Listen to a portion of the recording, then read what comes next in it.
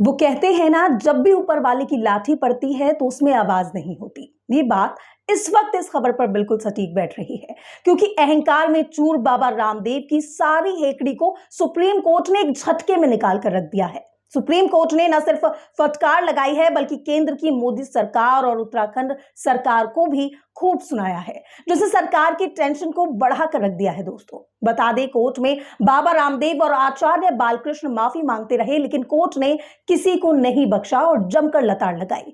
यहां तक कि यह भी कह दिया कि एक्शन जरूर होगा। रिपोर्ट्स की माने तो पतंजलि ने झूठे विज्ञापन मामले में देश की जनता संग धोखा किया है, जिस पर सुप्रीम कोर्ट का आक्रामक रूप दिखा। कोर्ट में क्या कुछ हुआ, आपको बताते हैं। लाइव लॉ के मुताबिक सबसे पहले कोर्ट ने पूछा कि क्या रामदेव और पतंजलि दोनों कोर्ट में आए हैं। इसके बाद कोर्ट ने कहा कि अगर हां, तो हम जरूरत के मुताबिक उन्हें बुलाएंगे। सुप्रीम कोर्ट ने पूछा कि रामदेव का हल्फनामा कहां है। कोर्ट ने कहा कि पतंजलि और बालकृष्ण की तरफ से हल्फनामा दाखिल हुआ है। कोर्ट ने आगे कहा कि इनको 2 हल्फनामे दाखिल करने चाहिए थे, लेकिन एक ही किया गया है और दूसरा हल्फनामा दाखिल नहीं हुआ है।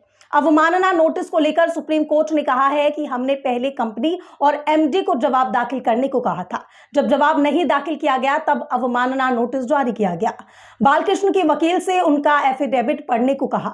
इसके बाद कोर्ट ने फटकार लगाते हुए कहा कि आपकी माफी काफी नहीं है। जब सुप्रीम कोर्ट में सुनवाई चल रही थी और पतंजलि विज्ञापन छापे जा रही थी, सुप्रीम कोर्ट अदालत के आदेशों को हल्के में नहीं लिया जा सकता।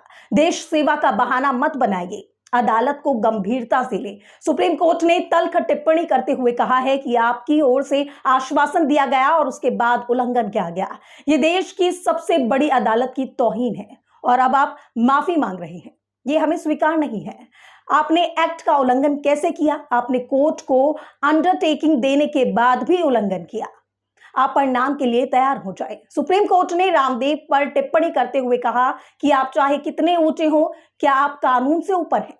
कानून की महिमा सबसे ऊपर है। कोर्ट ने कहा है कि जिस हलफनामे के जरिए माफी मांगने या खेद जताने की बात कही जा रही है, वो अब तक हमें नहीं मिला है। एससी ने बाबा रामदेव और बालकृष्ण को चेतावनी दी कि वो गलत हलफनामे दाखिल करने को लेकर कोर्ट की कार्यवाही का सामना करने को लेकर तैयार रहें। सुप्रीम कोर्ट ने हलफनामे में गलती बताते हुए कहा है कि ये फर्जी केस है। रामदेव की वकील को कहा है कि आपने हलफनामे में सही तथ्य नहीं रखे। अवमानना के अलावा कोर्ट में झूठा हलफनामा देने का केस भी चलाएंगे।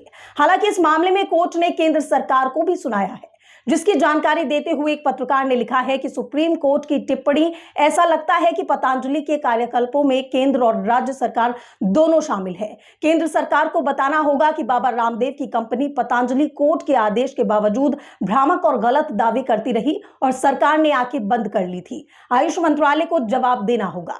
तो वहीं दूसरे ट्वीट में लिखा है कि बाबा रामदेव के वकील कोर्ट से बार बार माफी मांग रहे हैं, लेकिन कोर्ट माफ करने के मूड में नहीं है। सुप्रीम कोर्ट ने कहा कि अब हम अवमानना की कार्यवाही करेंगे, माफी स्वीकार नहीं।